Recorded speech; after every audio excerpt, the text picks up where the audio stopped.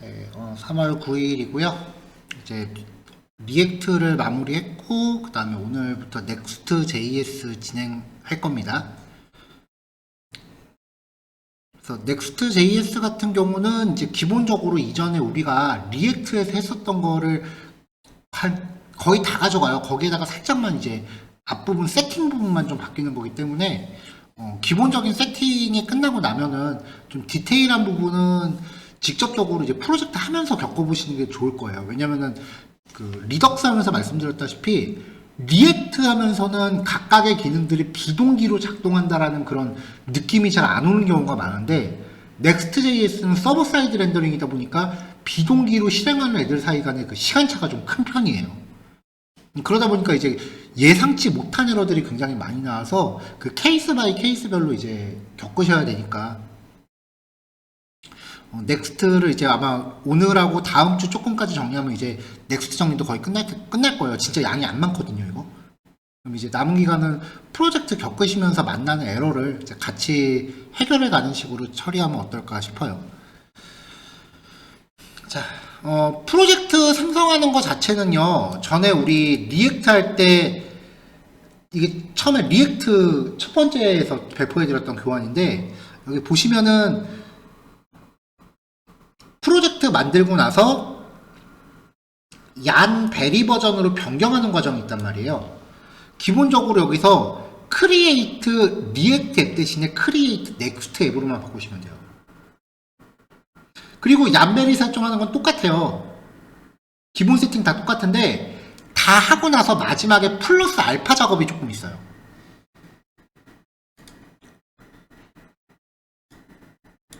자, 그래서 일단 프로젝트 만드는 과정부터 한번 보여드려 볼게요. 얀 크리에이트 넥스트의 16번째 프로젝트고요. 헬로 넥스트라고 만들게요. 그럼 이제 리액트처럼 한꺼번에 만들어지는 게 아니고요. 이제 과정을 한번 보셔야 돼요. 자, 물어봐요, 얘가. 그래서 좌우 화살표로 선택하시면 되는 건데, 타입스크립트 쓰겠습니까? 라고 물어보거든요. 지금 우리는 타입스크립트는 안 하고 있잖아요. 그래서 자바스크립트를 할 거니까 노 선택하고요. 자, 그 다음에 ESLint를 사용하겠느냐. 이 ESLint가 자바스크립트 문법 강조 같은 거 해주는 기능이거든요. 그래서 yes라고 해주면 됩니다. 자, 그 다음에 이거 테일윈드 CSS를 쓸 건지를 물어봐요. 테일윈드 CSS라 그래서 CSS 프레임워크입니다. 미리 남들이 만들어 놓은 클래스를 그냥 갖다 쓰는 건데, 이 테일윈드 CSS 같은 경우에 호불호가 좀 많은 편이에요. 그러니까 남들이 만들어 놓은 CSS를 갖다 쓰는 거니까 내가 CSS 작업을 직접적으로 하지 않아도 되는데, 혹시 써보셨는지 모르겠는데, 얘 쓰면은 태그 안에 클래스 이름이 굉장히 지저분하게 들어가요. 그래서 호불호가 좀 커요. 한때 한 3년 전쯤에 되게 대유행을 했었는데 아직까지 쓰이는지는 잘 모르겠어요. 저는 개인적으로 이거 별로 안 좋아합니다. 그리고 지금 우리 수업 예제가 CSS가 크게 막 들어갈 게 없잖아요. 그래서 노로 할게요. 자, 그 다음에 src 폴더를 쓰겠습니까? 라고 물어봐요. 원래 Next.js가 src 폴더가 없었어요. 근데 리액트는 src 폴더가 있잖아요. 그래서 거기서 오는 괴리감 때문에 사람들이 이제 어떻게든 src 폴더를 만들려고 많이 했었거든요. 근데 Next.js는 폴더 구조를 바꾸는 게 진짜 어려워요. 왜냐면은 이따 보시면 아시겠지만 우리는 리액트 할 때 URL을 라우팅이라는 걸 걸잖아요. 얘는 라우팅이 없어요. 일반 HTML처럼 폴더 구조가 웹페이지 구조예요. 그렇기 때문에 이제 폴더 경로를 바꾸는 게 쉽지 않아서 나중에 src 폴더 넣게끔 추가된 겁니다. 저는 src 폴더 쓸게요. 자, 그 다음에 앱 라우터를 쓰겠습니까? 라고 물어봐요. 이 앱 라우터가 이게 작년 가을 때쯤에 추가된 기능이거든요. 그러니까 그 Next.js는 원래 제일 장점이 폴더 구조가 그대로 URL이 된다예요. 근데 아마 이게 작년 하반기쯤부터 이제 Next.js랑 리믹스랑 서로 이제 경쟁을 하기 시작을 했는데, 리믹스의 장점으로 꼽는 게 사람들이 라우팅 처리가 가능하다라는 거거든요. 아마 제 생각에는 그거를 의식해서 추가된 기능이 아닐까 싶은데 저는 이거 장점을 모르겠어요. 그래서 저는 그냥 예전대로 디렉토리 구조대로 갑니다. 여기서만 노 선택하시면 돼요. 나머지는 그냥 그 개인 판단대로 하시면 되고요. 앱 라우터만 노로 지정할 겁니다. 자, 터보팩을 쓰겠느냐, 넥스트 데브를 위한 터보팩을 쓰겠느냐, 예스. 이거는 지금 처음 보는 기능인데 딱 들어오니까 좀 빠르게 해주는 기능인가봐요. 맞아요. 넥스트JS 가동 시간이 좀 많이 느리거든요. 이거는 기쁜 마음으로 예스 하겠습니다. 자, 그 다음에 임포트 알리아스를 다른 걸 또 쓰겠느냐라고 물어보는 건데, 이게 무슨 말이냐면, 원래 임포트를 할 때, 자바스크립트 임포트는 무조건 상대 경로잖아요. 근데 넥스트JS는 골뱅이 슬래시로 시작하면 절대 경로를 쓸 수 있거든요. 이때 알리아스를 골뱅이 말고 다른 거 쓰겠습니까? 라고 물어보는 거예요. 굳이 그럴 필요 없습니다. 그냥 이거는 기본값대로 가겠습니다. 이렇게 하시면 이제 프로젝트가 만들어져요.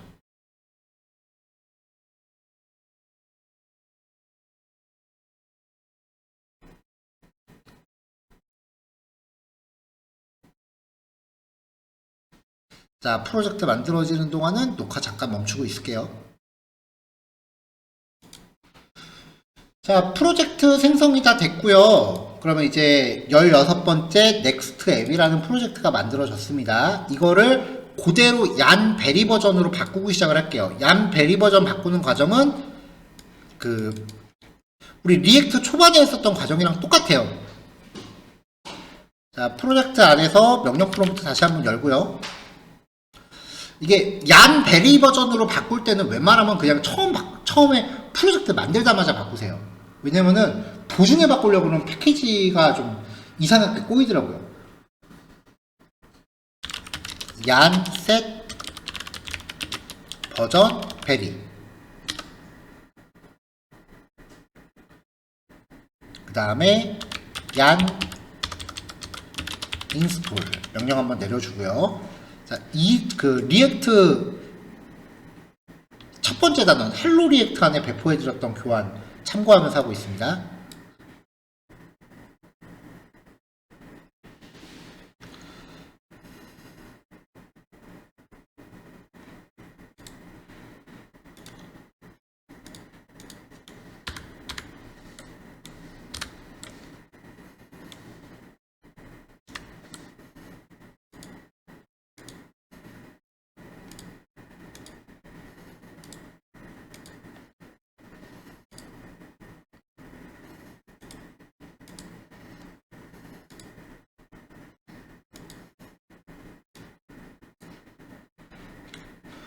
자, 그 다음에 이제 이렇게 얀 베리 버전으로 이제 기본 변환이 됐으면 약간의 설정 파일 수정이 있었어요.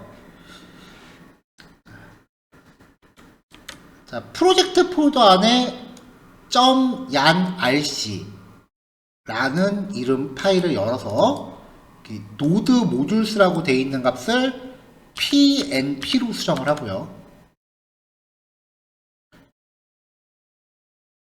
패키지.json을 열어서 얘는 ESLint config라는 설정 부분이 없네요. 얘는 그럼 제끼고 그냥 얀 인스톨을 다시 한번 하겠습니다. 얀 인스톨.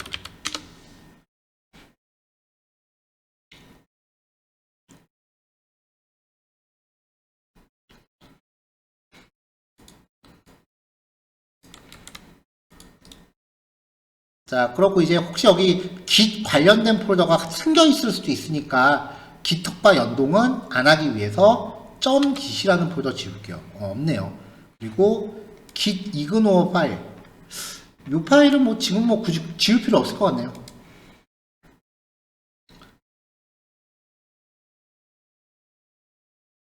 자, 여기까지 하면 이제 얀 베리 버전으로 변경이 된 거죠. 그러고 나서 이제 필요한 패키지들을 설치하면 됩니다.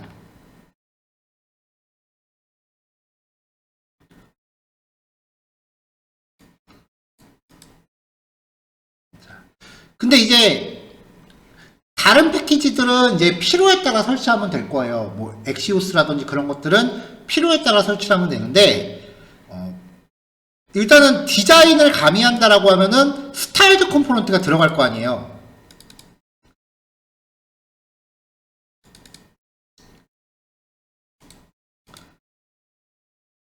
스타일드 컴포넌트를 사용하기 위해서 반드시 깔아야 되는, 추가로 깔아야 되는 패키지가 있어요. 그 패키지가 이제 바벨 플러그인 스타일드 컴포넌트라는 플러그인이에요.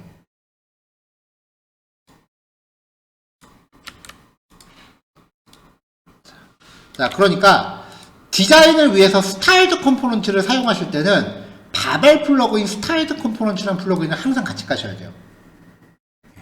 요거 하나만 체킹해 주시면 나머지 컴포넌트는 그냥 필요한 거 리액트랑 똑같이 까시면 됩니다.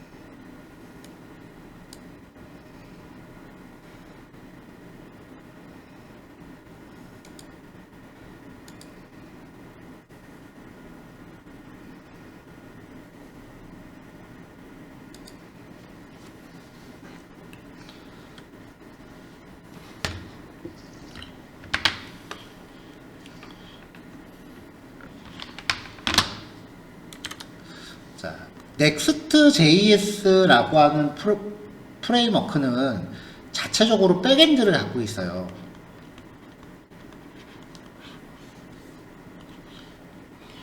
그리고 이 백엔드 안에 프론트엔드 코드가 있어요. 원래 프론트엔드는 이렇게 작동을 해요. 자, 그래서 이제 웹브라우저가 이 백엔드한테 접속을 합니다. 최초 1회예요. URL로. 그러면은 백엔드는 자기가 갖고 있는 프론트엔드를 실행을 시켜요. 백엔드가 직접. 자바스크립트 코드가 다 실행이 되는 거예요. 그래서 완성된 HTML 코드를 웹브라우저한테 날려줍니다. 그 다음에 웹브라우저에서 이제 링크 같은 거 클릭해서 페이지가 이동이 되면은 그때부터는 웹브라우저 안에서 일반 리액트처럼 싱글 사이드 어플리케이션처럼 작동을 해요.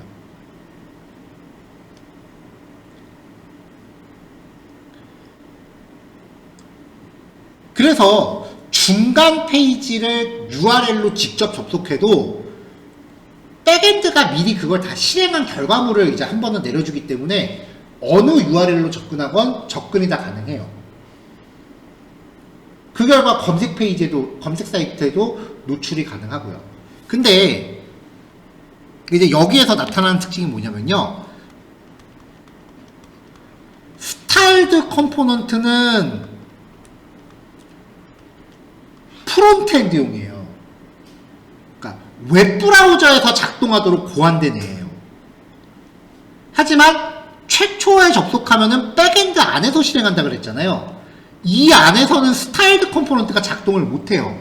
그러니까 URL로 직접 접근하면 최초 한 번은 모든 CSS가 안 먹는 문제가 있어요. 그냥 CSS로 작성하면 괜찮은데 스타일드 컴포넌트로 작성하면은 최초 1회 접속 시에는 스타일이 안 먹어요. 자, 그거를 이제 설정으로 스타일드 컴포넌트가 백엔드에서도 작동할 수 있게끔 하는 옵션이 있는데요. 자, 여기까지가 프로젝트 세팅 기본이에요. nextconfig.mjs라는 파일이 있습니다. 환경 설정 파일이에요.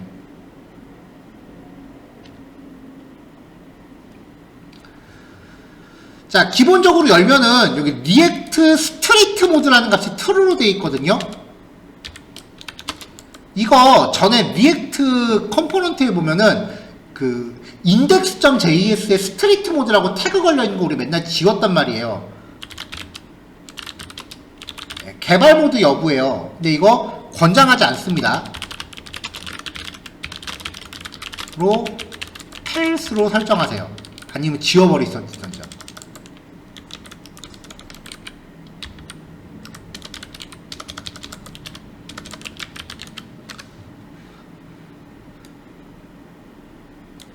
자, 그 다음에 이제 요 안에서 넣으셔야 되는 게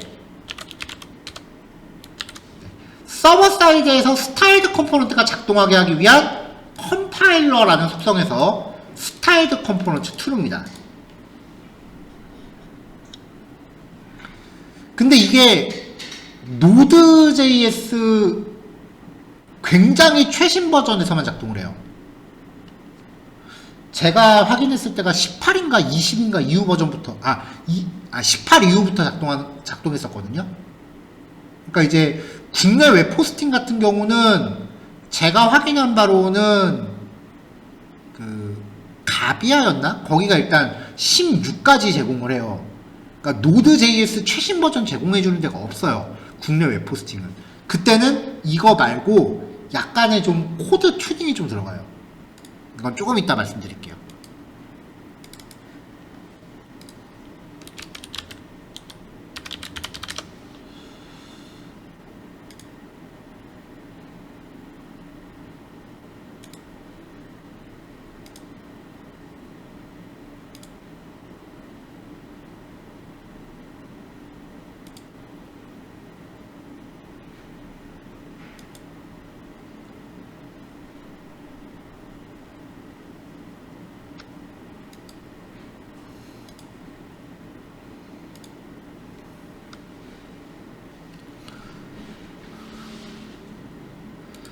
자, 이제 가동을 해볼게요. 리액트 같은 경우는 얀 스타트였잖아요. 근데 얘는 프로젝트 가동하는 명령어가 얀 dev, dev입니다.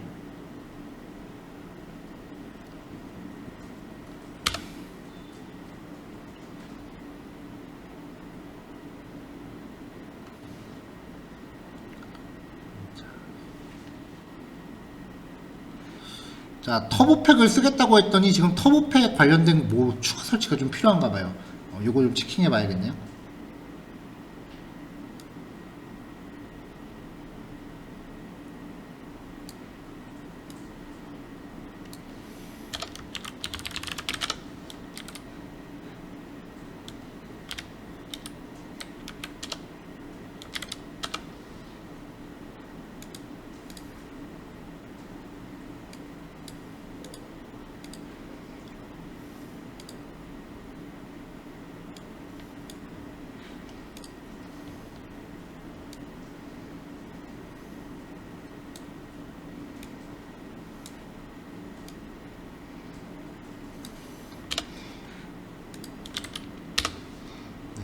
터보팩이라는 게 새로 나온 기능이다 보니까 한번 좀 찾아봐야 될 것 같아요.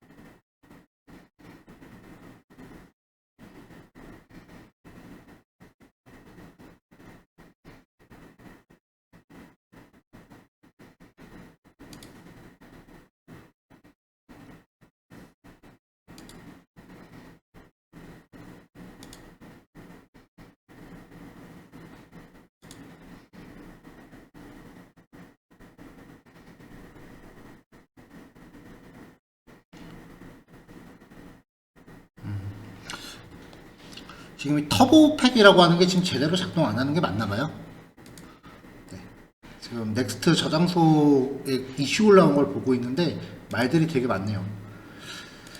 자, 이 터보팩을 작동 안 하게 하시려면 패키지.json에서요. 이렇게 보시면은 넥스트 데브 한 다음에 한 칸 띄고 터보팩이라는 옵션이 들어가 있거든요. 이 옵션을 제거하고 쓰라고 합니다. 지금 아직 개발 중인 기능이기 때문에 내부적으로 그 패키지가 좀 꼬여 있대요. 그래서 요거는 제거를 할게요. 빼기 두개 터보팩이라는 이 옵션을 제거하고 하겠습니다. 자, 제거하고 다시 얀 데브 가동하면 프로젝트가 이제 가동이 되는데, 리액트는 가동하고 난 브라우저 자동으로 뜨잖아요. 얘는 직접 눌러서 접속하셔야 돼요. 자동으로 안 떠요, 브라우저가. 여기 출력되는 주소로 직접 접근하시면 됩니다. http localhost 3000이라고 해서 접속하면 네, 뜨죠. 서버 사이드 렌더링이라고 하는 기술 자체가 백엔드에서 작동하는 거기 때문에 페이지 뜨는 속도가 리액트보다 다소 느리다라고 느끼실 수 있어요. 얘는 특징이요. 리액트 같은 경우는 여기서 소스 보기 하면은 별로 의미가 없었어요. 왜냐면은 그 빈 div 태그만 나왔거든요. 근데 Next.js는 페이지 소스 보기 하면 페이지를 구성하는 HTML 코드가 그대로 다 나옵니다.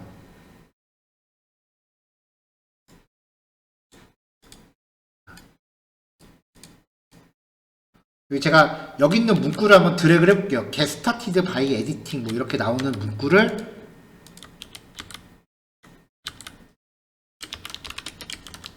네, 여기 보시면은 웹페이지에 노출되는 컨텐츠가 그대로 다 있어요.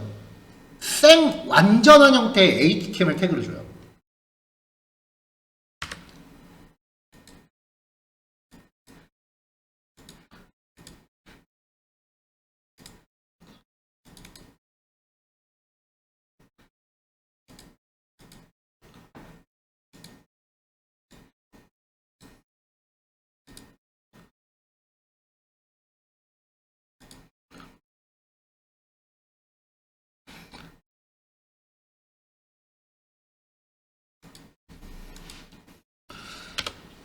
자, Next.js도 이제 페이지 콜론 한 다음에 16 헬로 넥스트 리액트에서 했던 것처럼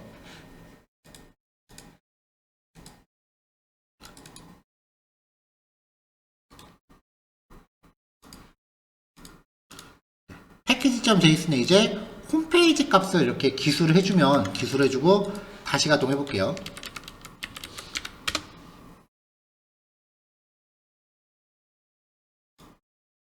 이 옵션이 먹히는지까지는 좀 저도 확인을 해보긴 해야 돼요.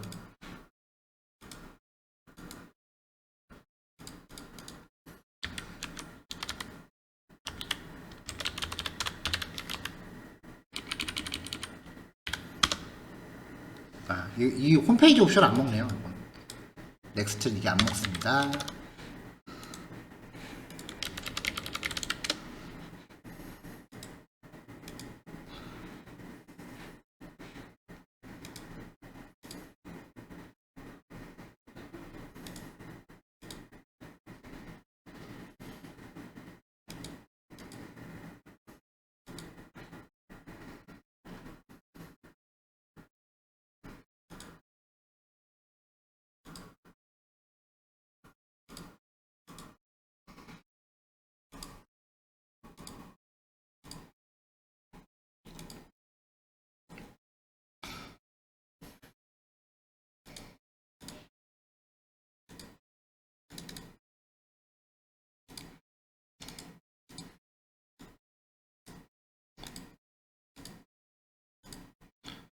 자, 그럼 이제 프로젝트를 열어보시면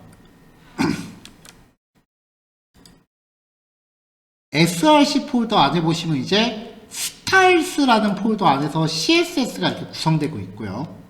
그 다음에 페이지스라는 폴더 안에 API라는 폴더가 있고 몇몇 개의 파일들이 있죠. 이 파일들의 역할을 일단 확인하는 걸로 이제 다음 교시를 진행해 볼게요. 일단 index.js를 먼저 보시면요. 헤드 있고 div 있고 지금 보시면 이제 리액트랑 코드 똑같아요.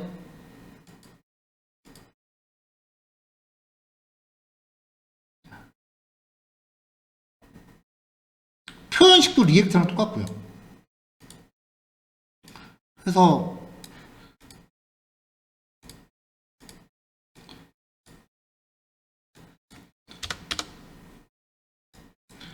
자, 여기에 있는 거를 이제 문구를 내가 고친다.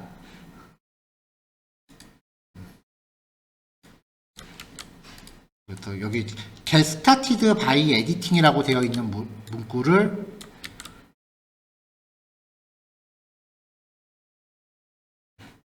여기를 뭐 수정한다라고 하면은 이제 어떻게 고칠까요?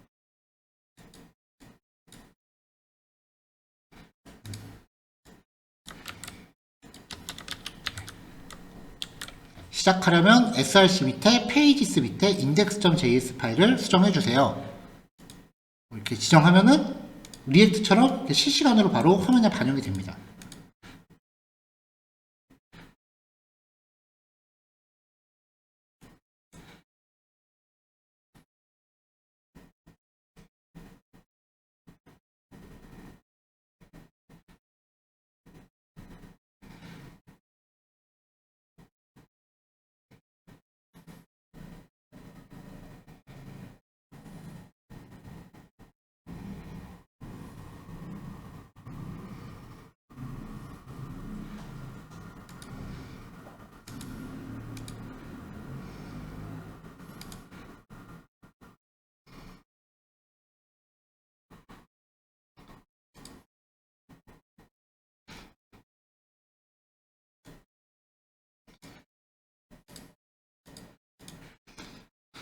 자, Next.js의 가장 큰 특징.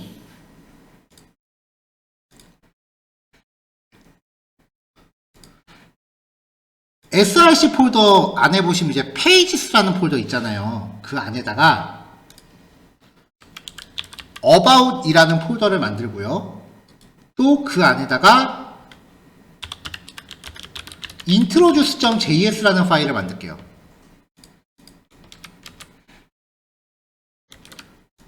pages 밑에 about 밑에 introduce.js라고 파일을 만들게요. 아, 우리 하던 대로 about 밑에 그냥 index.js라고 하죠.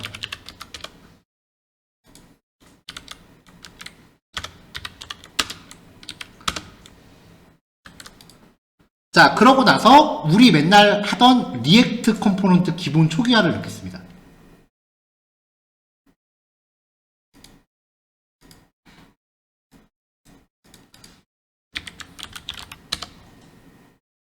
네, 그러면 이 페이지의 주소는 별도의 라우팅을 안 하고요. 그냥 슬래시 어바웃이 됩니다. 페이지스 폴더 안에서 폴더 구조대로 자동 라우팅이 돼요. 그게 가장 큰 특징이에요. 저는 사실 이것 때문에 넥스트를 쓰는데 왜 최신 버전에서 이 좋은 거를 없애버리고 직접 라우팅을 하게 바꿨는지 잘 모르겠어요. 그래서 저는 꿋꿋하게 이 기능 때문에 넥스트를 써요. 리액트 하면서 가장 불만인 게 라우팅 코드를 직접 짜는 거였거든요, 저는. 그래서 처음에 저는 요 장점 때문에 이제 Next.js를 선택했었는데, 뭐 쓰다 보니까 이제 넥스트밖에 못 쓰는 여러 가지 이유들이 있긴 했었죠. 서버 사이드 렌더링이 제일 큰 역할이고요. 자, 잠깐 쉬었다가 이제 Next.js에서 가장 중요한 파일 두 개가 있어요. 언더바 app.js랑 언더바 document.as예요. 요 두 파일의 기능에 대해서 소개해 드려 볼게요. 네, 잠시 후에 뵙죠. 자, 넥스트 프로젝트를 만들면 이제 제일 먼저 주목하셔야 되는 게 사실 요 CSS 파일들은 아무 의미 없어요.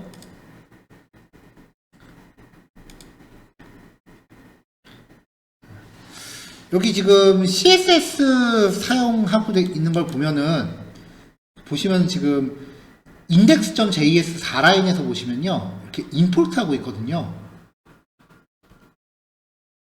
그러니까 CSS를 사용하는 방법은 리액트랑 똑같아요.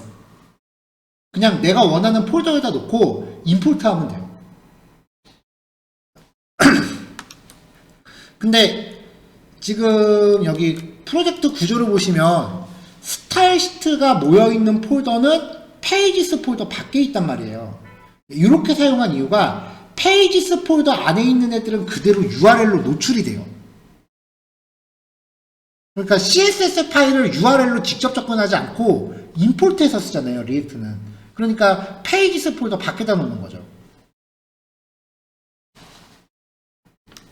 그래서 만약에 내가 어떤 리소스를 URL에 노출시키고 싶다. 그러면은 페이지스 폴더 안에다 넣으시면 되고요. URL에 노출을 시킬 필요가 없다 라고 하시면 페이지스 폴더 밖에다 놓으시면 되고요.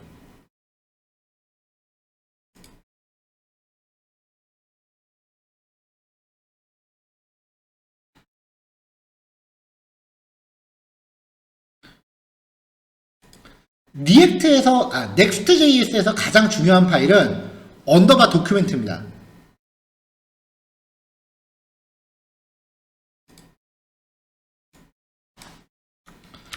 자, 이 언더바 도큐멘트라고 하는 파일의 역할이요, 웹페이지의 전체 레이아웃을 구성해요.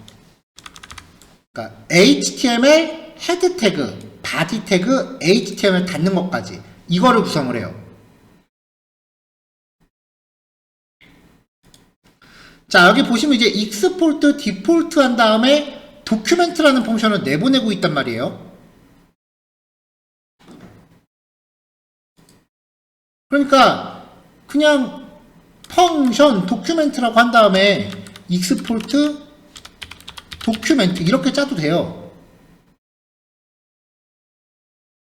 자, 어때요? 이렇게 짜고 나면 우리가 맨날 하던 리액트랑 똑같아지는 거죠.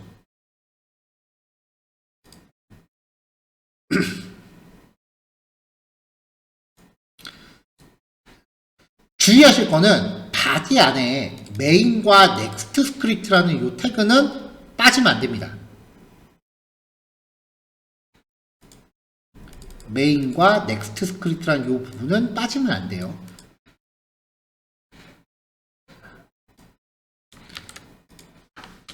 자, 화면을 렌더링을 하면서 리액트랑 똑같은데 HTML, 헤드, 메인이 첫 글자가 대문자로 되어 있는 거 조심하세요.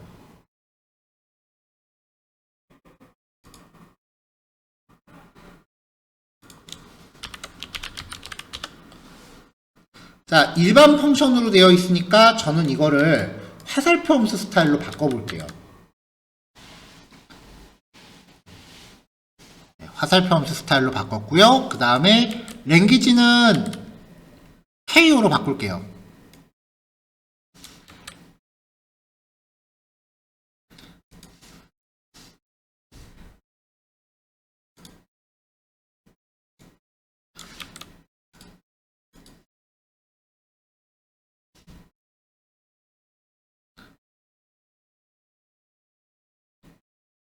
자, 여기 보시면 헤드라고 되어 있는 게 대문자로 되어 있잖아요.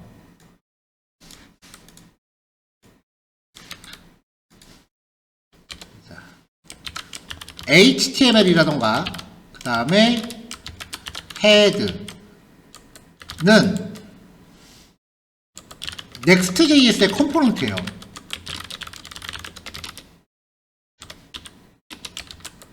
HTML 헤드와 다름에 주의하셔야 돼요. 그러니까 소문자로 쓰면은 그건 순수 HTML이고요. 대문자로 쓰면 그 넥스트 컴포넌트예요.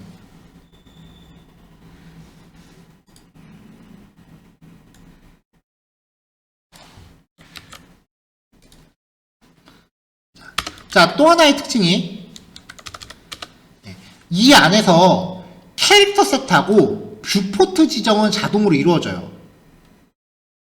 그 외에 개발자가 적용하고자 하는 외부 CSS나 자바스크립트 리소스 참조, SEO 구현 등을 헤드 컴포넌트 안에서 처리할 수 있는데, 단 모든 페이지에 동일하게 적용되므로 SEO 구현은 추천 안 합니다.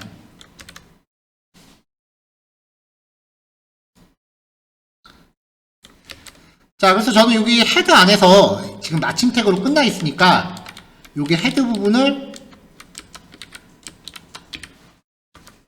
닫는 태그 넣고요. 여기서 이제 구글 웹 폰트를 좀 걸게요. 구글 웹 폰트랑 폰트 어썸을 좀 걸게요. 뭐 이건 사실 걸어도 되고 안 걸어도 되죠. 지금 예제에서는요.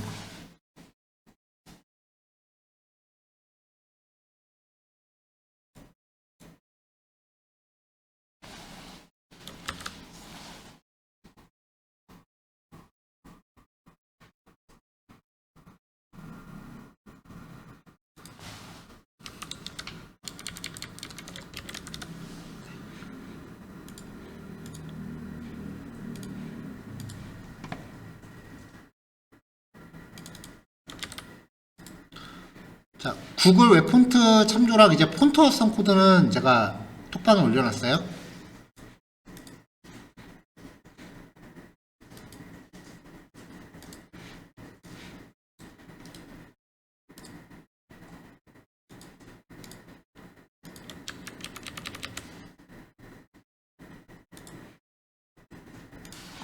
자, 이렇게 적용을 하고 나서 이제 HTML 페이지를 접근을 한 다음에 페이지 소스 보기를 할게요. 페이지 소스 보기에서 요 나오는 코드를 다 붙여놓고요. 그 다음에 정렬을 한번 해볼게요. 정렬을 해서 그럼 이게 지금 페이지에 뜬 거죠. 여기 보시면은 아까 제가 넣었었던 그 웹폰트 참조 코드 이렇게 들어가 있죠. 그리고 캐릭터 셋 지정하고 뷰포트 지정하는 거는 넥스트가 해줘요. 그 밖에 이제 자바스크립트 파일들이 이렇게 들어가 있는 거 볼 수 있고요.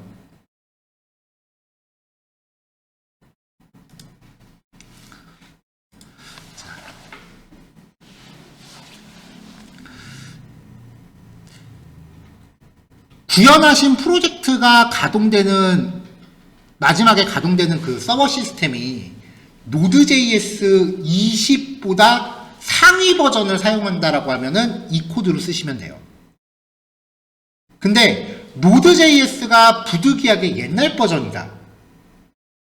이제 저 같은 경우는 국내 웹 호스팅 업체를 이용하는 경우였어요. Node.js가 버전 16이었거든요. 그러면은 이 도큐멘트라고 하는 이 함수가 사용이 안 돼요.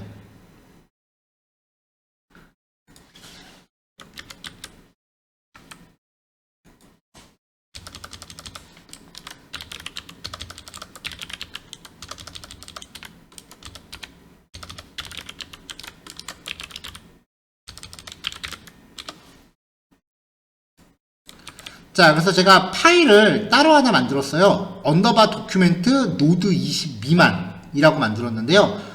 요거는 그냥 참고만 하시는 거지 지금 뭐 굳이 구현하실 필요 없습니다. 자, 노드 버전 20 미만에서는 언더바 도큐멘트가 어떻게 바뀌냐면요.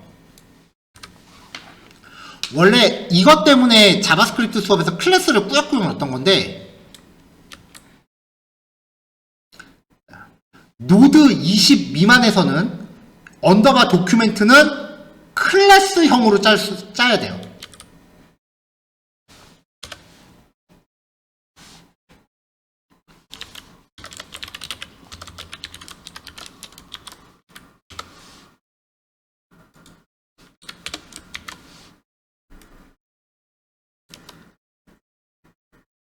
클래스 이름은 뭐가 되건 상관없는데 도큐멘트라고 하는 애를 상속받는 클래스 타입으로 짜야 됩니다. 그래서 임포트 할 때도 여기 도큐멘트라고 하는 클래스가 추가되고요.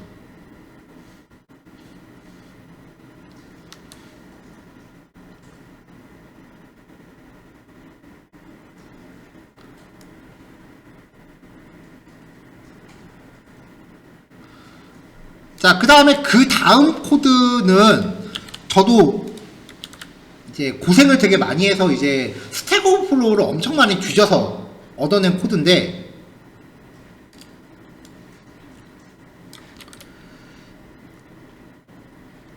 서버 사이드 렌더링에서는 스타일드 컴포넌트가 제대로 작동 안 한다라는 거 아까 말씀드렸잖아요. 그래서 아까 그 next config.mjs에서 이런 설정을 넣었었죠. 근데 이 설정이 노드 20 이상에서만 작동해요. 스타일드 컴포넌트를 서버 사이드 렌더링에서도 정상 작동시키는 기능이 노드 20 이상에서만 작동을 해요. 그러면 노드 20 미만에서는 어떻게 하느냐? 이 언더바 도큐멘트라는 파일에서요, 스타일드 컴포넌트 안에 보면은 서버 사이드 렌더링용으로 서버 스타일 시트라는 게 따로 있어요.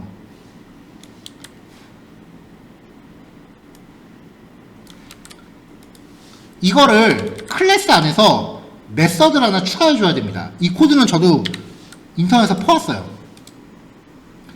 get initial props라고 하는 게 모든 클래스 컴포넌트가 초기화될 때 자동으로 실행되는 기능이에요. 여기서 서버 사이드 시트라는 객체를 만들고요.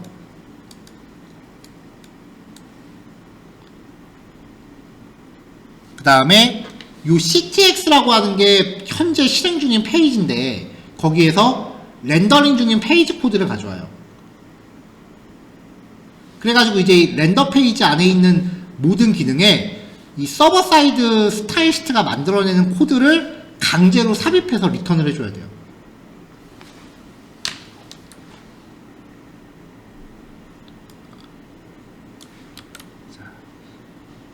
이렇게 만들어 놓고 헤드 맨 마지막에 this.props.style 태그라고 해서 얘를 강제로 뿌려줘야 돼요. 백엔드가 해석한 CSS 코드를 강제로 뿌려주는 코드가 필요해요. 요거는 지금 버전에서 쓰실 이유가 없어요. 요거는 뭐 쓰실 필요는 지금 그냥 옛날, 혹시라도 백엔드 옛날 그 노드.js 옛날 버전 쓰실 일 있으니까 요건 제가 따로 배포할 테니까 요거 그냥 보관만 하세요. 요즘 환경에서는 쓸 일이 없습니다. 국내 웹 호스팅 업체를 쓰셔야 된다라고 하면은 그때는 고려를 하셔야 되는 거죠.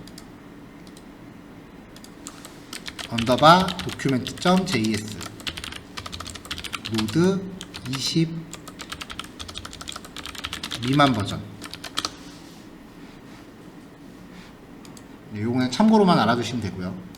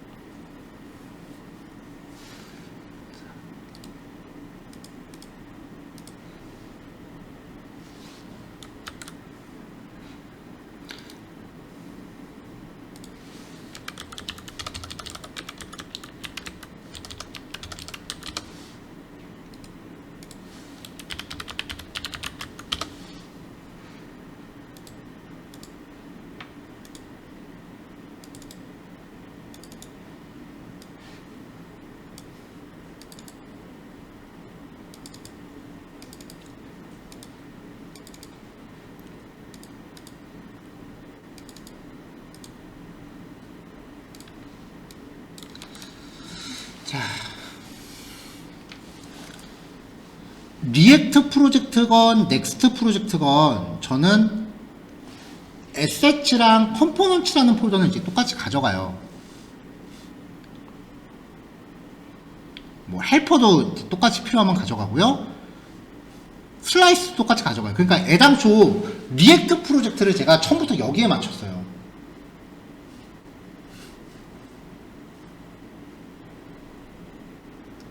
그래서 이 assets랑 components들은 헬퍼랑 뭐 헬퍼까지요. 그냥 다 복사해서 쓰시면 됩니다. 그래서 얘네들을 일단 똑같이 복사해서 갖다 놓을게요. src 안에요.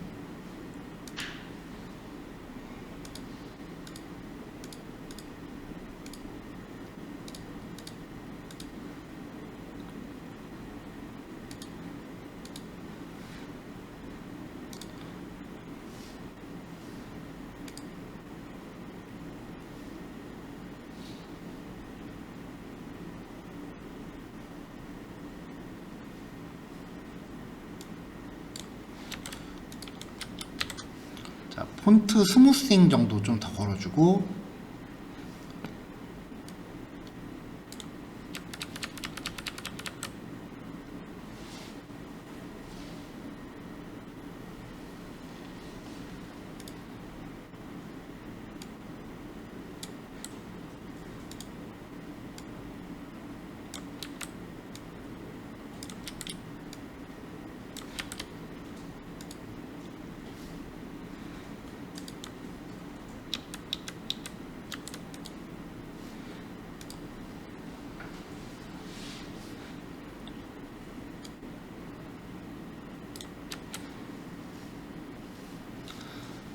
그래서 컴포넌트에 있는 에러뷰 뭐 수정할 거 없고요. 글로벌 스타일 이것도 뭐 특히 수정할 거 없고요. 미디어 쿼리, 자 이것도 특별히 수정할 거 없습니다. 근데 이걸 사용하기 위해서는 스타일드 컴포넌트 브레이크 포인트라는 패키지 깔아야 되죠. 자, 컴포넌트들 쭉 훑어보면서 설치할 패키지들은 한 번씩 이렇게 별도로 메모장에 걸어놨다가 한꺼번에 깔게요.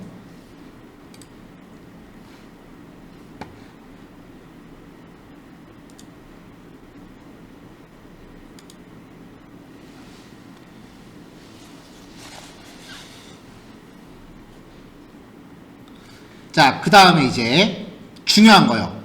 메뉴 링크.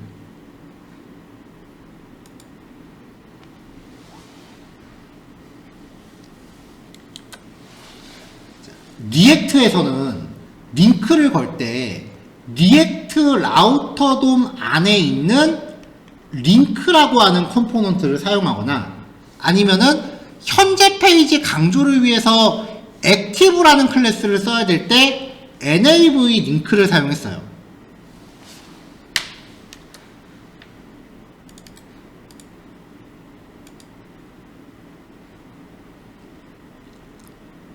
자, 근데 넥스트는요 이걸 안 써요.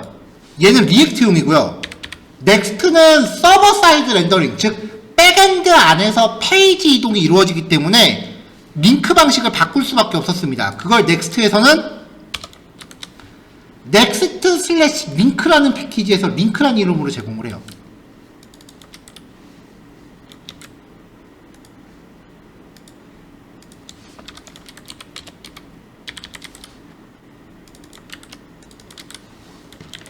자, 그러니까 링크 걸 때 nav 링크가 아니라 next 슬래시 링크 패키지 안에 있는 링크라는 컴포넌트를 써야 된다. 요게 또 하나의 변경사항이에요.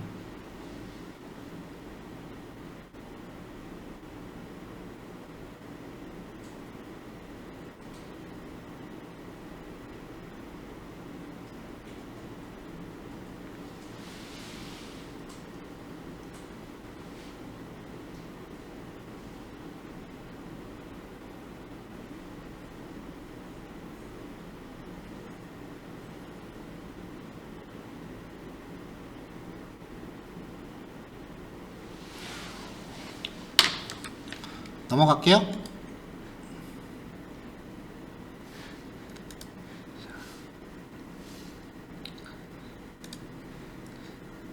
자, 그 다음에 이제 또 다른 변화. 메타 태그 처리하기 위해서 우리가 메타라고 하는 컴포넌트를 만들어서 쓰고 있었거든요. 타이틀은 16 헬로 리액트 이렇게 바꿔놓을게요. Next.js 프론트엔드 프로그래밍 이렇게 몇몇 개 기본값들 바꿨고요.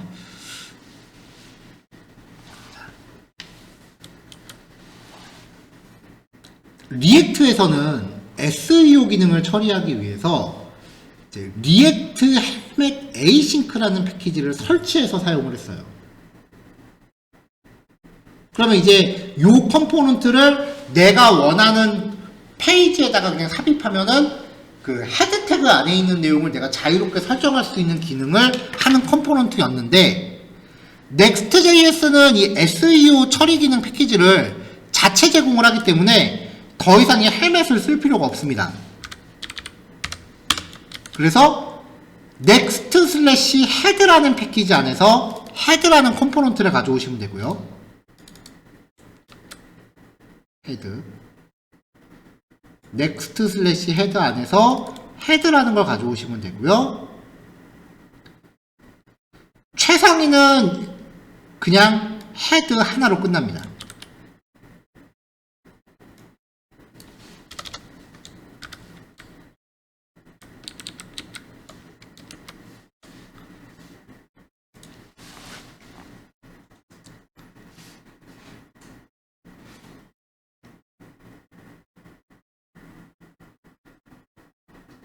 자, 그 다음에 또 하나 주의하실 게, 리액트 할 때는 지금 요 파일이 헤드 태그 안에 들어가는 모든 내용을 다 담당하는 거니까, 여기서 이제 외부 리소스 참조하는 것도 같이 넣었었거든요.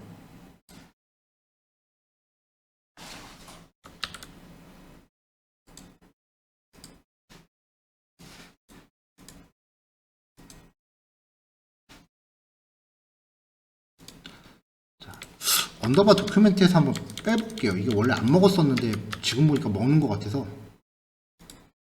메타에서 새로 고침.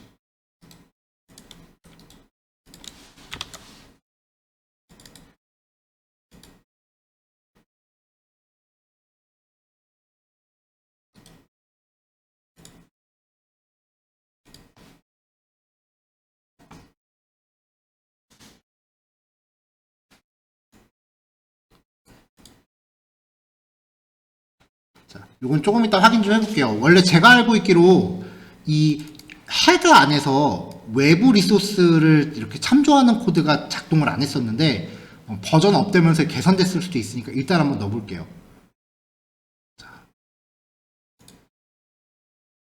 자, 스피너 같은 경우는 리액트 로더 스피너라는 애 우리가 설치해주면 되고요. 얘는 뭐 변하는 거 없습니다. 테이블은 단순히 그냥 CSS로 표 형태만 구성한 거니까 따로 바꿀 필요 없겠죠. 그러니까 기존의 리액트 예제를 구성하기 위해서 스타일드 컴포넌트 브레이크 포인트와 리액트 로더 스피너 이 두 개지는 설치를 해줘야 된다. 설치를 해줘야죠.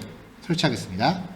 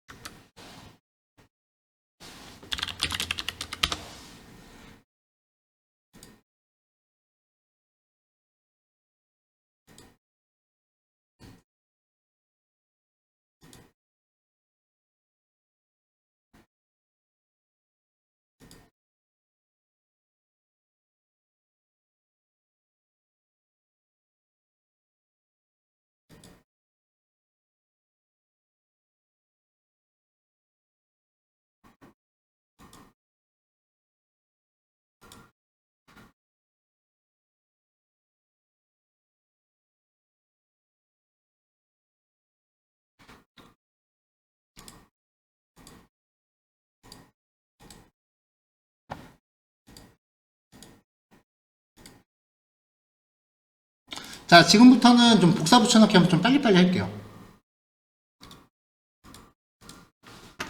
자, 우리가 웹페이지를 만들면 보통 헤더, 메인, 푸터 이렇게 3단으로 나누잖아요.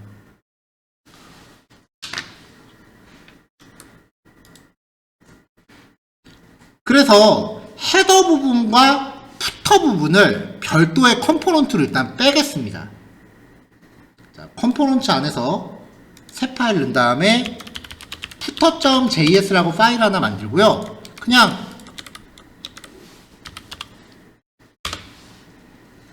이렇게 만들어 놓고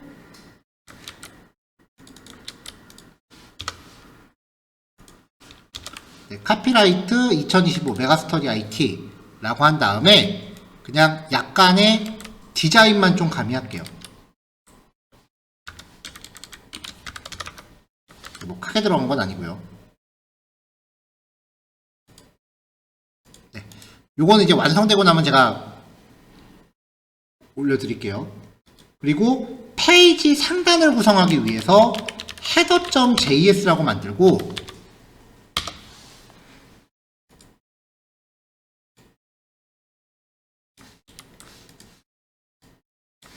자, 얘는 메뉴 링크 컴포넌트 가져오고요. 이 메뉴 링크는 기존 아까 우리가 손댄 거예요. 참조할 때 보시면 골뱅이부터 시작하는 거 보실 수 있죠. 골뱅이 슬래시가 src 폴더를 뜻해요.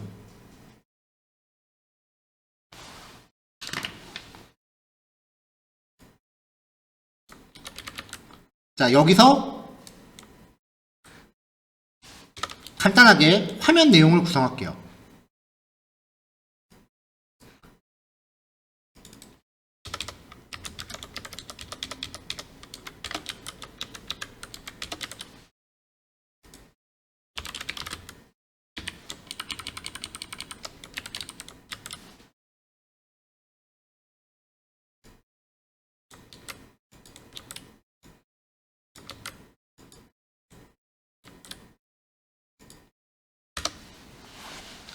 자, 홈은 투페이지로 간 거고요. 그 다음에 슬래시 어바웃 슬래시 포트폴리오 이렇게 걸었습니다.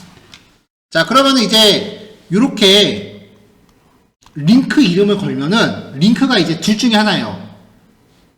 src 밑에 페이지스 밑에 about.js 파일로 접속하느냐 아니면 about.js 밑에 index.js로 접속하느냐 둘 중에 하나거든요. URL을 이렇게 걸어주면요. 이 중에 첫 번째가 먼저 우선돼요.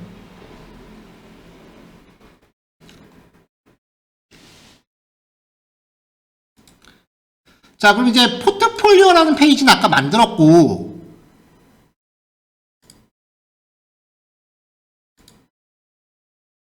about이라는 페이지는 아까 만들었고요. 포트폴리오라는 페이지도 하나 추가하면 되겠네요. 포트폴리오라고 만든 다음에 이 안에다가 index.js라고 넣겠습니다.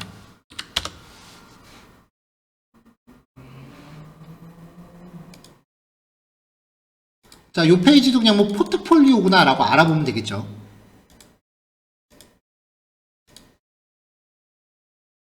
자, 이렇게 구성을 해놓고 자, 이제 하이라이트에요. app.js로 들어가요.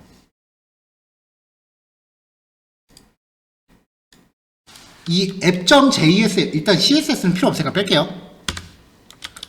이 app.js가 핵심이에요.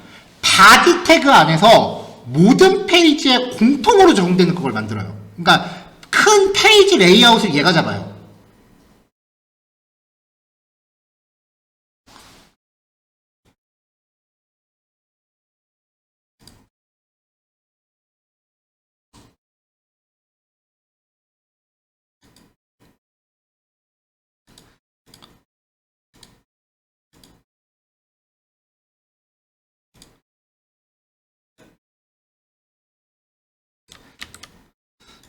자, 그럼 여기서 이제 아까 만들어둔 메타, 그 다음에 컴포넌트 폴더 안에 있는 글로벌 스타일 헤더부터 가져옵니다. 이거를 이제 요 안에서, 자, 요것도 지금 익스포트 디폴트 스타일로 돼 있으니까 화살표 스타일로 바꿀게요. const app equal, 자, 우리는 리액트 만들 때 무조건 리액트와 앱 메모를 가져오죠. 메모로 감싸요.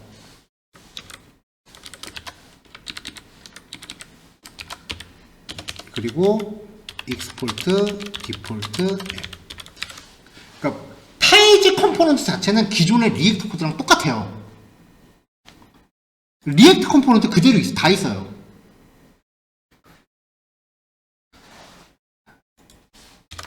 여기서 얘 잠깐 잘라냈고요.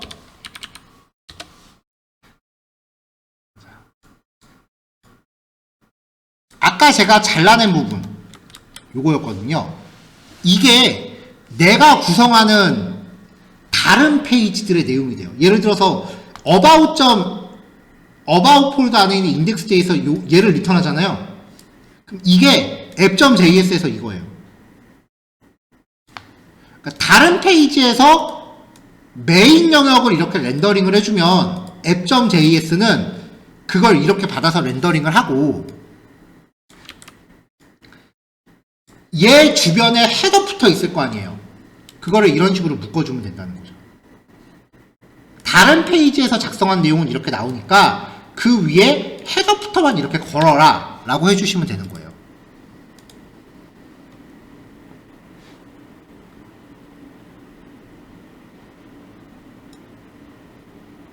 자, 화살표 하면 생각하고 화살표 들어가야죠. 참.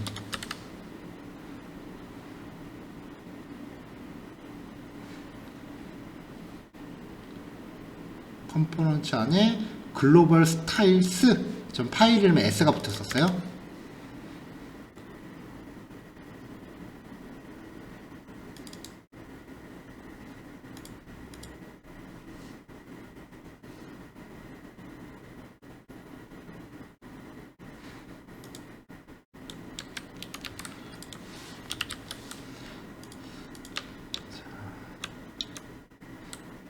컴포넌트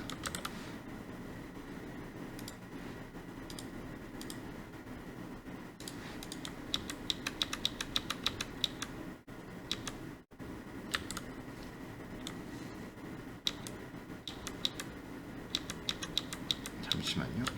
뭐가 좀 엉켜갖고.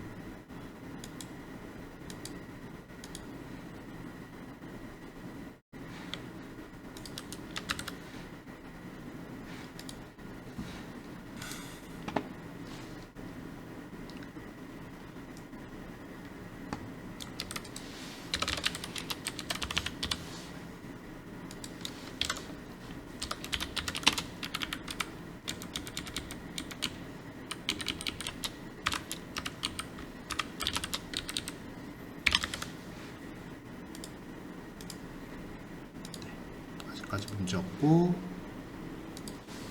리턴하는 거 괄호로 묶어주고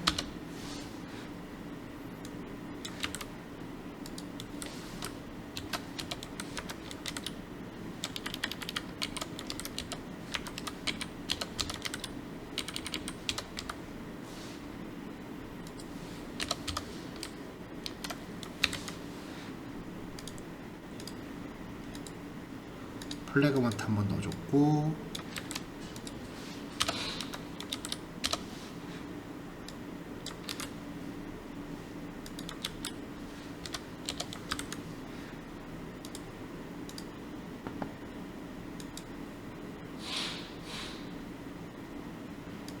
아 오케이 자,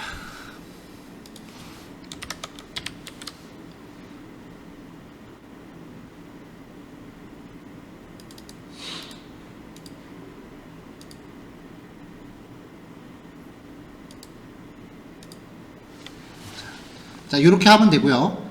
자, 그 다음에 이제 아까 메뉴 링크에서 네, 요 부분 이제 말씀 안 드렸는데 기존의 리액트는 nav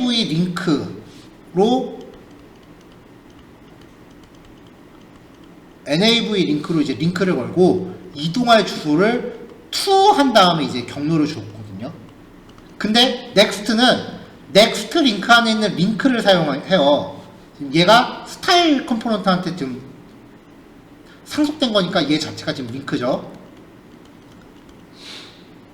그 다음에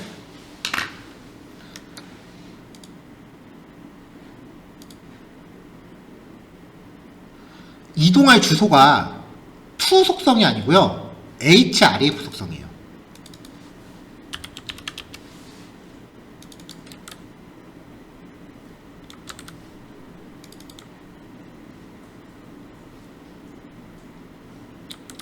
자, 그래서 프롭스 이름도 맞춰서 href로 고치겠습니다.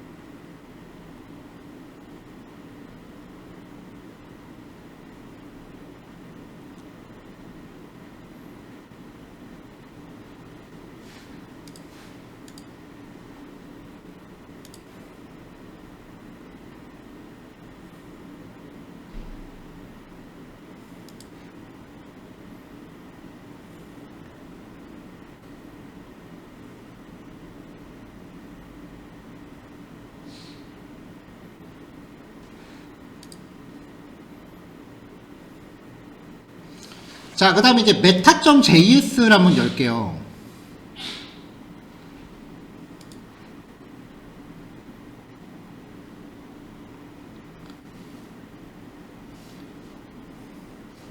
자, 여기 보면은 메타에서 제가 여기 기본 값들을 지정하는 과정에서 윈도우 객체를 좀 쓰고 있죠.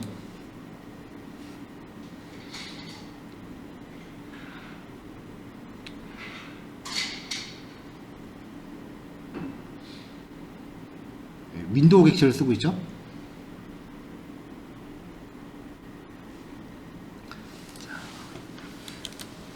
윈도우.로케이션이라고 로케이션이라고 하는 거는 자바스크립트가 갖고 있는 현재 URL 객체잖아요. 그쵸? 그리고 여기 이 품은 보시면 윈도우의 뒤에 물음표 붙었습니다. 이 물음표의 의미가 앞에 있는 객체가 널이거나 undefined가 아닐 때만 이 뒤에 있는 속성을 탐색하라는 뜻이에요. 왜 이렇게 붙였냐? Next.js 처음 만드실 때 이거 되게 많이 실수하시는데, 넥스트는 일단 1차적으로 백엔드에서 작동하는 거예요. 서버 사이드 렌더링이잖아요. 하지만 자바스크립트의 윈도우 객체는 브라우저에서 작동할 때만 있어요. 그러니까 윈도우 객체 함부로 쓰시면 에러나요. 그래서 이 메타에서 지금 window.location.href라고 들어가 있는 거는 빈 문자열 내지는 널로 초기화하셔야 돼요. 윈도우 객체를 함부로 쓸 수 없으니까요.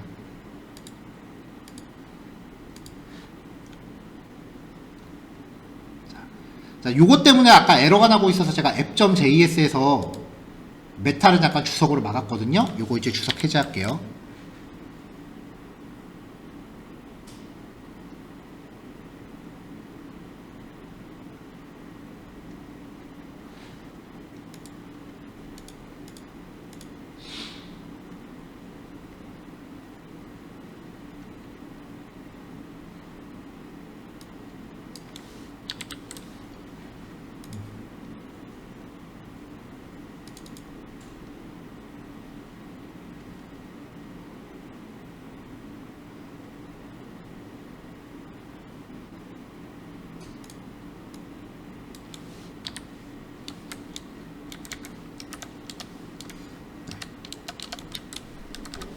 그래서 이미지 어쩌고 저쩌고 하는 것도 윈도우 객체가 존재할 때만 URL 프리픽스라는 값을 가져다가 그걸 사용하게 한 거니까 요 if문도 이 안으로 넣습니다.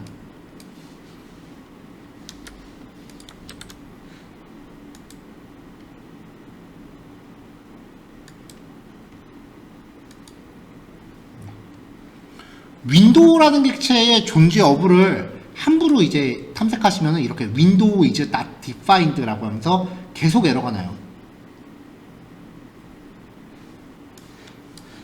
그러니까 브라우저에서 쓰는 자바스크립트는 거의 못 쓰는 거죠. 그래서 보통 이런 것들은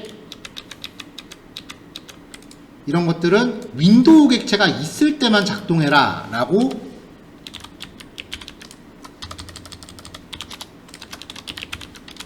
이렇게 이제 조건을 걸어 놓으셔야 돼요. 근데 이렇게 걸어도 이게 에러가 난단 말이죠.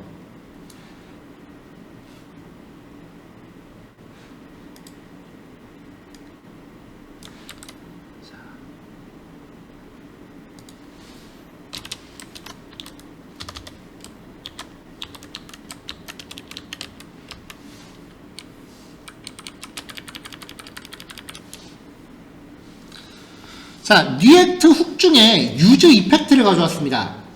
유즈 이펙트의 특징은요, 컴포넌트가 화면에 렌더링 될 때 작동한다 했잖아요.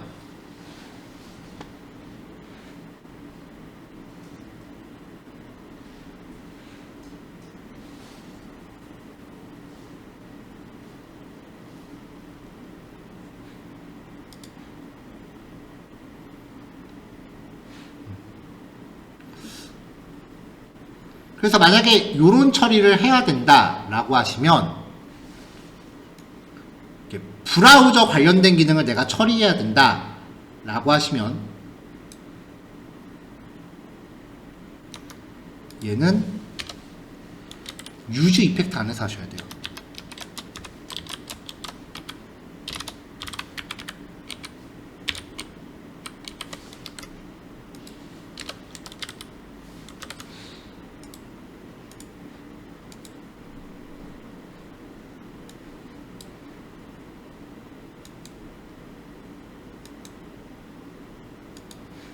그래도 이미지가 지금 계속 문제네요.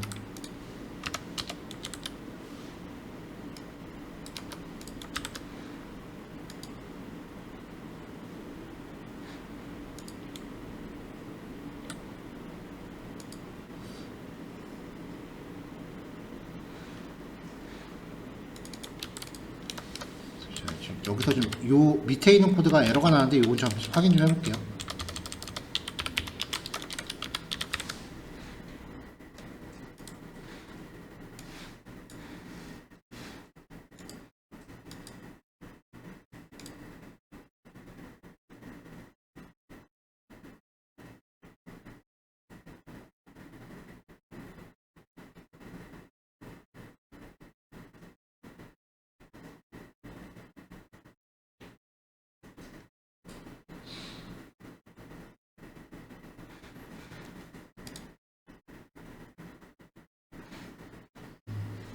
네, 이 코드는 지금 윈도우를 잘못 건드려갖고 지금 계속 에러가 나고 있어서 이 코드 좀 드러내겠습니다. 이건 나중에 따로 한번 확인하고 얘기를 할게요.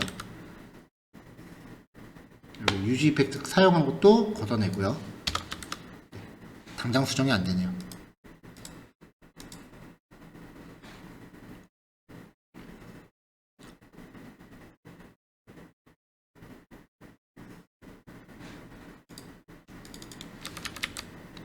자, 계속해서 메타에서요, 이 차셋이라고 되어 있는 부분에서 대소문자 변경이 좀 생겨요.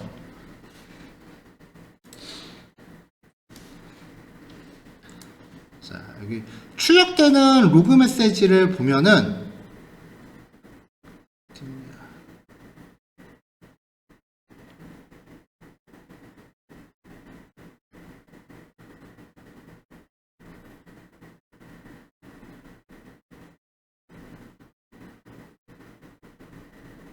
여기 있네요. 자, 차셋 혹시 요거 뜻하는 겁니까? 크로스 오리진 혹시 요거 뜻하는 겁니까? 중간중간 이렇게 대소문자가 좀 바뀌는 속성들이 좀 생겼더라고요. 그래서 차셋에서 S 대문자.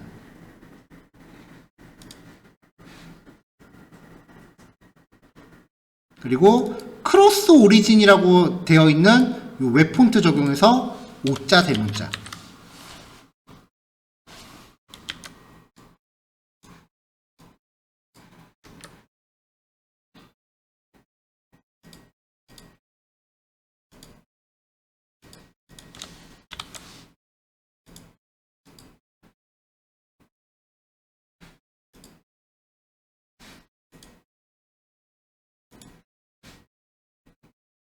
자, 그럼 이제 앱.js에서 메타 걸었고, 글로벌 스타일 걸었고, 헤더 걸었고, 컴포넌츠, 푸터 이렇게 걸고 있잖아요.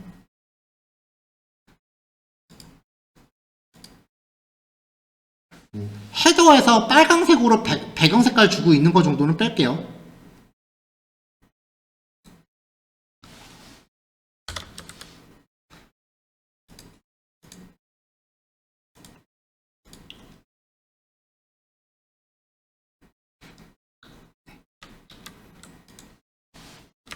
대신에 이제 볼더 보통 1픽셀 직선에 이렇게 진하게 선 하나 넣고 패딩 보통 15픽셀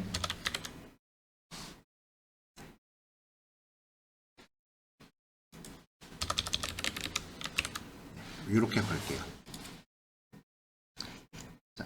앱.js 구조를 보면은 메타 태그 걸고 글로벌 스타일 걸고 헤더, 푸터 그리고 나머지 페이지의 주소예요. 그러면 이제 나머지 페이지들을 방문할 때마다 헤더 푸터는 항상 위에 붙어 다니는 거예요. 결과 확인입니다. 헤더 푸터 이렇게 붙어 다니고요. 소개글 들어가도 헤더 푸터 이렇게 붙어 다녀요. 포트폴리오가도 붙어 다니고요. 이렇게요. 지금 보니까 푸터 색깔이 좀 마음에 안 드는데요. 중요한 거 아닌데 푸터는 배경 색깔 좀 빼고요. 테두리만 칠게요. 보더 탑 1픽셀 직선 30. 좀 너무 유치한 것 같아서 배경 색깔 진한 거 뺐습니다.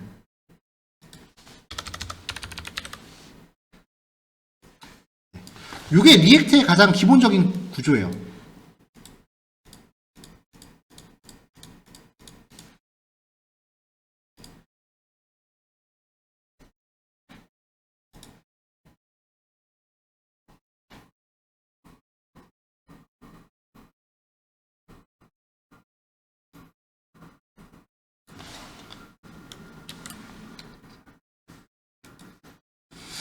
index.js 코드도 지금 이렇게 복잡할 필요가 없죠.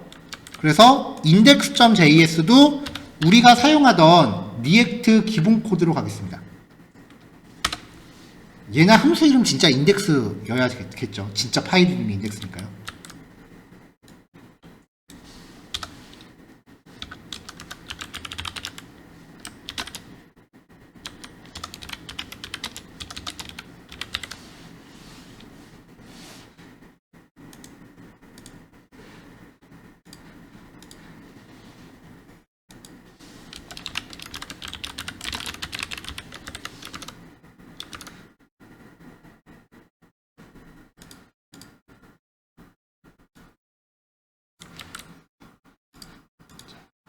글로벌 스타일에서 폰트가 좀 제대로 안 나와서 제외 클래스 좀 더 넣을게요.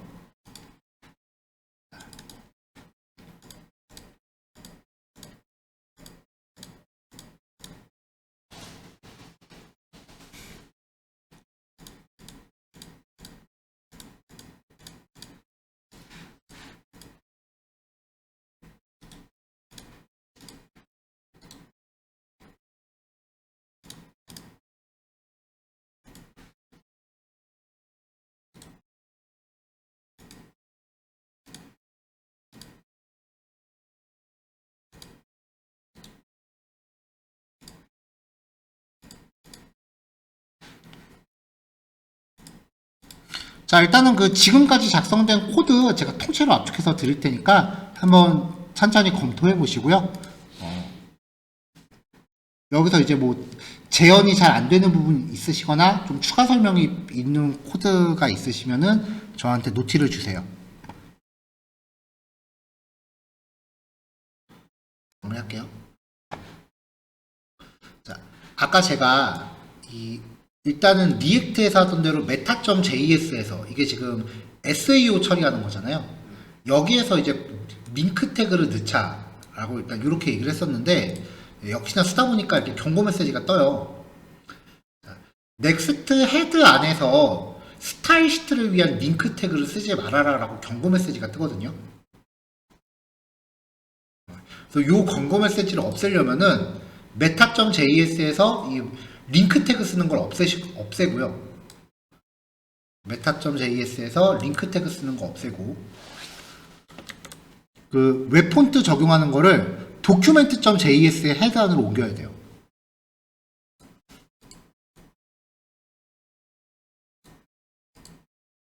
그래야 경고 메시지 뜨는 게 안 나와요. 이건 좀 리액트하고 좀 이런 차이는 좀 있는 것 같고요. 언더바 document.js에서 헤드 안에다가 웹폰트 적용하는 코드를 옮겨놔야 돼요. 그러니까 외부 사이트에 있는 리소스 참고하는 거는 무조건 여기다 넣어야 되더라고요.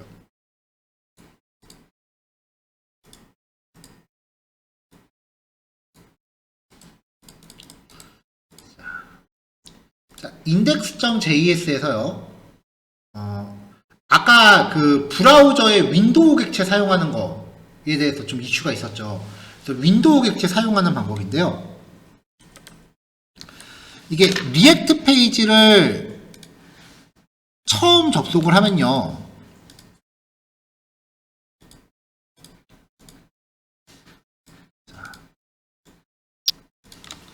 자, 제가 콘솔 열어놓고 가동을 시킬 건데요.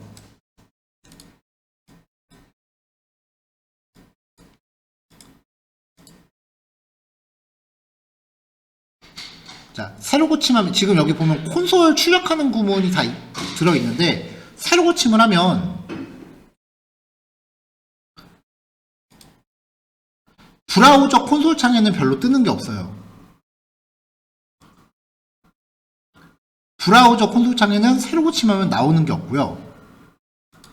대신에 가동해 놓은 이 콘솔 창을 보면은 새로 고치면 여기서 뭐가 올라가죠.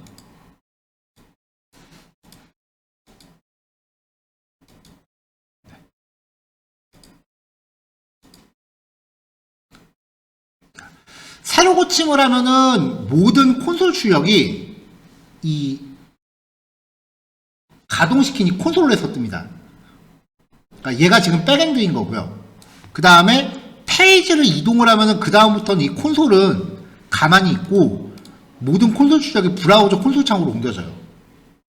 그러니까 새로 고침을 할 때는 백엔드에서 작동을 하고 링크를 그 다음부터 링크를 클릭하면은 이제 여기서 작동을 하는 거죠. 그러니까 지금 여기서 콘솔이 올라갈 때랑 여기서 콘솔이 올라갈 때가 작동되는 위치가 다른 거예요, 서로. 그러니까 백엔드와 프론트를 왔다 갔다 하면서 실행을 해요.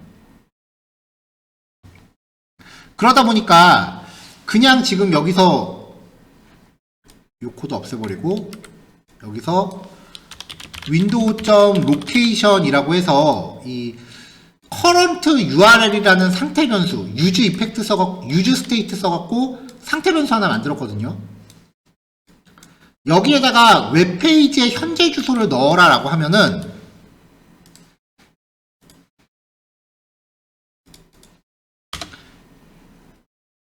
에러가 나요. 왜냐면은 윈도우라는 객체가 없기 때문에요. 이 에러 메시지도 리액트를 많이 하면 이제 에러 메시지 나면 이제 여기만 쳐다보잖아요. 브라우저만 쳐다보는데 이 브라우저를 쳐다봐서는 에러 내용을 알 수가 없어요. 왜냐면 이거는 백엔드에서 난 에러기 때문에 백엔드 쪽에서 에러가 나거든요. 윈도우 객체가 없다고 나와요. 그래서 브라우저에서 작동하는 기능을 구현하고 싶으면 유즈 이펙트를 걸어서 브라우저에서 페이지가 처음 열릴 때 만약에 윈도우 객체가 있다면 이라고 접근하고 브라우저에서 사용하는 기능을 냅다 상태 변수로 옮겨야 돼요. 이거는 리액트랑은 좀 다른 코딩 방식이죠.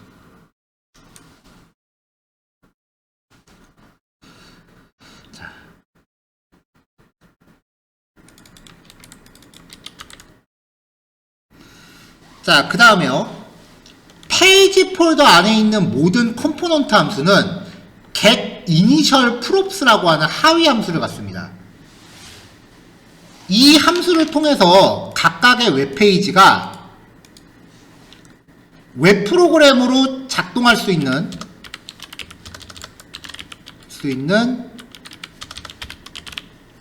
객체를 넘겨받아요. 이걸 흔히 이제 컨텍스트라고 하는데요.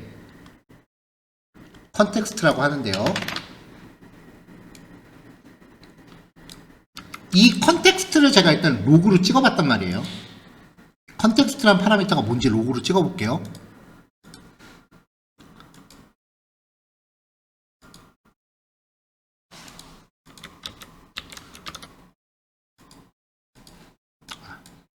그리고 가끔 한번 에러 나고 나면은 재가동해야만 작동해요.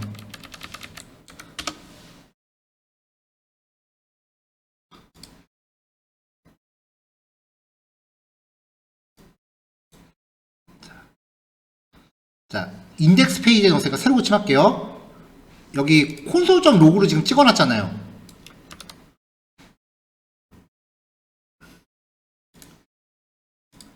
자, 새로 고침하겠습니다. 자, 그럼 지금 여기 나온 것처럼 그 컨텍스트라는 객체가 이 백엔드에서 출력이 돼요. 컨텍스트라고 출력하고 있는 이 객체가 지금 보면은 새로 고침했을 때는 이게 백엔드 콘솔에서 출력이 돼요. 근데 그 다음에 페이지를 왔다 갔다 하면은 그 다음에는 브라우저 콘솔에서 출력이 돼요.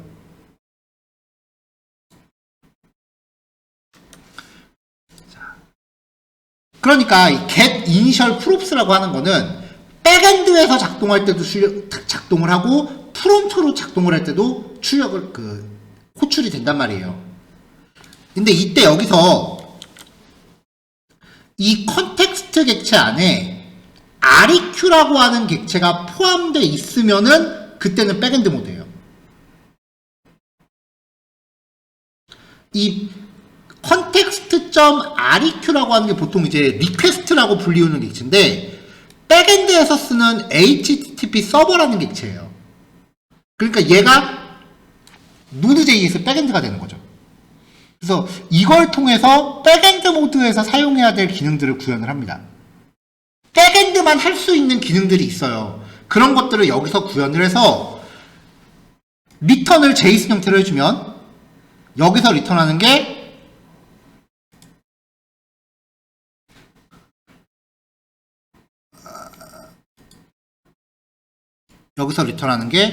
얘한테 props로 들어와요.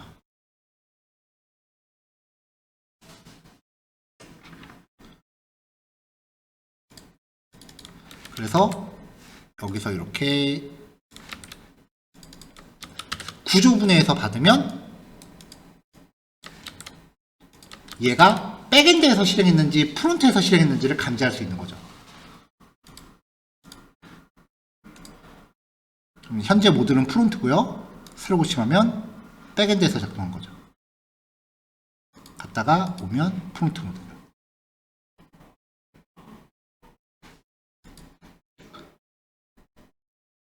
왜 우리가 그 리덕스 같은 거, 에이적스 같은 거 호출할 때 그냥 여기서 구현하잖아요. 그러면 이제 큰일 나는 게 여기에서 그냥 막 코딩을 해버리면 얘는 백엔드일 때도 작동하고 프론트일 때도 작동한단 말이에요. 근데 만약에 백엔드에서 소화할 수 없는 코드를 넣어버렸다 라고 하면은 큰일 나는 거예요. 그래서 백엔드인지 프론트인지를 좀 잘 구별을 해야 되고요. 리덕스 처리 같은 거 할 때도 만약에 백엔드일 때 처리한다 라고 하면은 코드가 좀 달라져요. 그래서 이 기능을 잘 인지하셔야 돼요.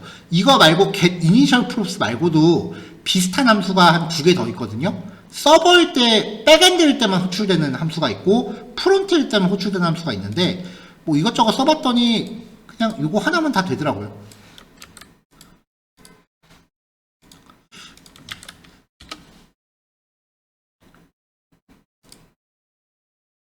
비슷한 함수가 get initial props랑 get static path, get static props, get server side props 뭐 이런 함수들이 있는데 이 함수들이 실행되는 조건이 서로 달라요.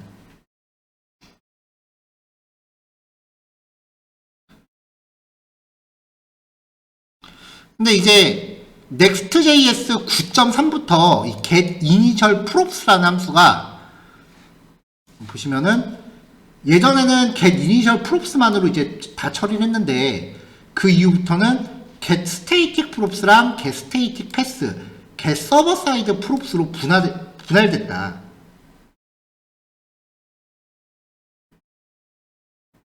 근데 이제 전역적으로 뭔가 처리를 해야 된다라고 하면은 get static props나 get server side props를 지원하지 않기 때문에 get initial props를 써야 된다. 이렇게 나와 있어요. 근데 이제 백엔드랑 프론트엔드를 구별해야 되는 케이스가 뭐냐면은 백엔드한테 데이터를 받아오긴 하는데 모든 페이지에 전역적으로 그냥 기본적으로 때려박아야 되는 데이터를, 예를 들면 로그인 정보 같은 거 있잖아요. 그런 것들은 그냥 어차피 메인 페이지에서 한 번에 다 받아오고 끝낼 거기 때문에 조금 전에 분화된 기능들을 웬만하면 쓸 일이 없더라고요. 그래서 저는 요거 하나만 정리해서 사용을 하고 있습니다.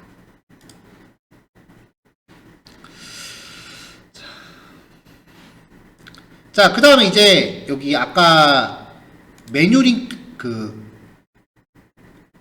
구현한 거요. header.js에 보면은 파람스 폴더 안에 헬로와 월드로 지금 페이지를 이동하면서 쿼리 스트링 파라미터를 보내고 있거든요. 이 쿼리 스트링 파라미터 처리하는 방법에 대해서 소개를 해드릴게요. 그럼 페이지를 추가해야 되니까 또 파람스라는 폴더 만들어야겠죠? 자, 여기에 헬로라는 하위 폴더와 월드라는 하위 폴더를 만들어도 되고 그냥 얘네 자체가 자바스크립트 파일이 돼도 돼요. 저는 폴더를 그냥 만들고 시작합니다.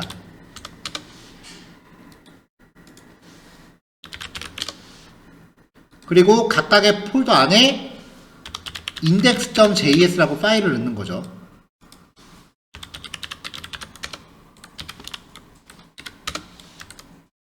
그리고 페이지 기본 초기화 합니다.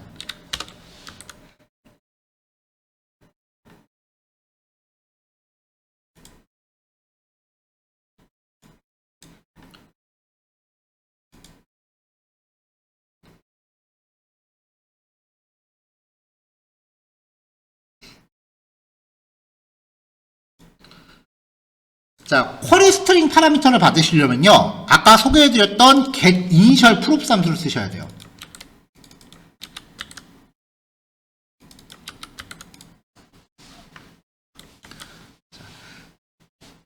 get initial props에 전달되는 컨텍스트 객체 안에 보면은 쿼리라고 하는 객체가 있어요.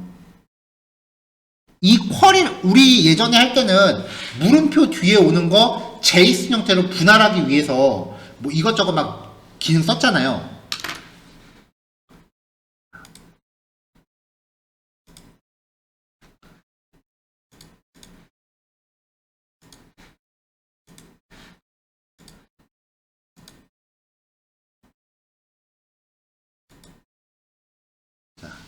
근데 백엔드는요, 원래 이 쿼리 스트링이라는 파라미터는 백엔드에서 쓰던 기술이거든요. 그냥 컨텍스트 쿼리라고 찍어버리면 그냥 알아서 이미 JSON으로 분할 다 돼 있어요.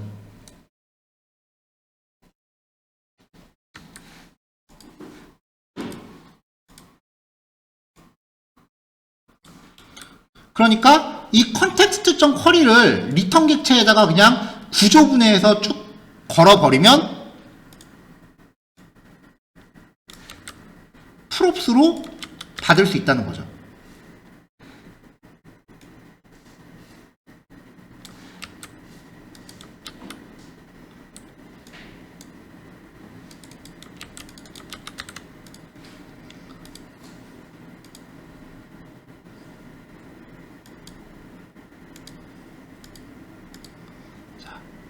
자, 재밌는 거는 이 컨텍스트.쿼리라고 하는 객체가 프론트 모드로 작동할 때도 이미 쿼리 스트링 변수를 제이슨 객체로 다 분할해서 갖고 있다는 거예요.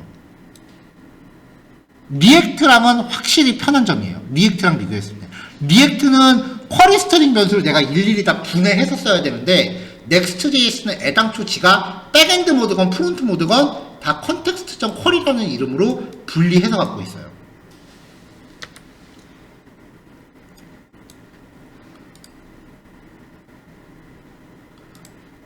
자, 그럼 이제 월드.js도 같은 스타일로 코딩 구현해주면 되겠죠. 자, 월드.js도 컨텍스트.req가 있으면 백엔드, 그렇지 않으면 프론트라고 모드값 잡아주고요. 모드값은 뭐 굳이 잡아줄 필요 없는데 그래도 혹시라도 여기 화면 구현할 때 분기해야 될까봐 넣었고요. 컨텍스트.쿼리를 구조분해해서 넣어주면 제이슨 객체로 넘어옵니다.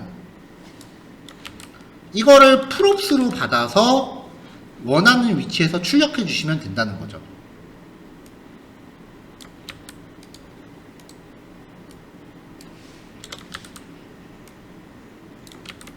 자, 그래서 월드에서도 결과값 이렇게 출력하는 걸로 마무리를 하면은 네, 헬로하고 월드하고 이제 왔다 갔다 하면서 작용하는 걸 볼 수 있죠. 요거 백그라운드 컬러는 뺄게요. 백그라운드 컬러는 필요 없으니까.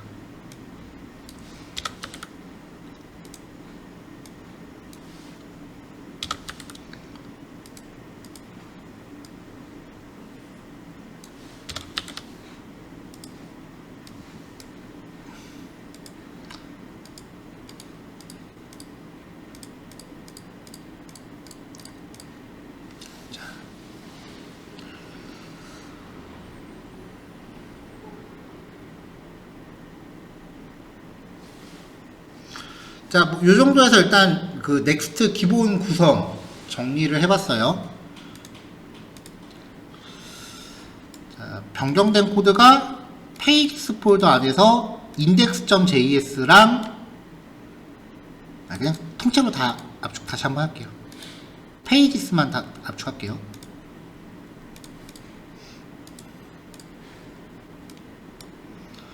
자, 변경된 코드가 맨 위에 index.js랑 맨 위에 언더바 document.js 그 다음에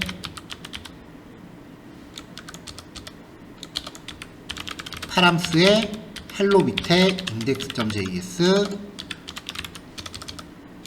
파람스의 월드 밑에 index.js 이렇게 바뀌었고요. 그리고 컴포넌츠 안에 있는 메타에서 여기 웹폰트 참조하던 거 제거하시면 되고요. meta.js에서 웹폰트 참조하던 거 제거하시면 돼요. 자꾸 경고 뜨니까요. 자, 오늘은 요거까지만 할게요. 그 다음에 다음 시간에 패스 파라미터 처리하는 거. 넥스트는 패스 파라미터가 라우팅이 없잖아요, 얘가. 그래서 패스 파라미터 처리하는 게 좀 독특해요. 그리고 리덕스 붙이는 법이 좀 많이 달라져요. 다르다기보단 뭐가 많이 추가돼요. 왜냐하면 리덕스가 백엔드일 때도 작동해야 되고 프론트일 때도 작동해야 되고 그런 부분이 좀 있다 보니까 리덕스를 갖다 붙이는 게 좀 코드가 좀 이것저것 많이 들어가서 그것도 좀 보면은 나머지는 이제 리액트 경험을 그대로 연결하시면 돼요. 그래서 아마 넥스트.js까지 하면 다음 주에 끝날 것 같아요, 제 생각에.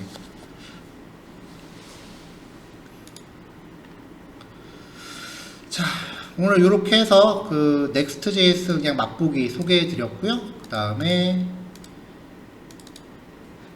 오늘까지 해서 이제 5개월 차 마무리 됐습니다. 네, 그 톡방에다 올려드린 거 정리되시면 바로 마무리하는 걸로 할게요.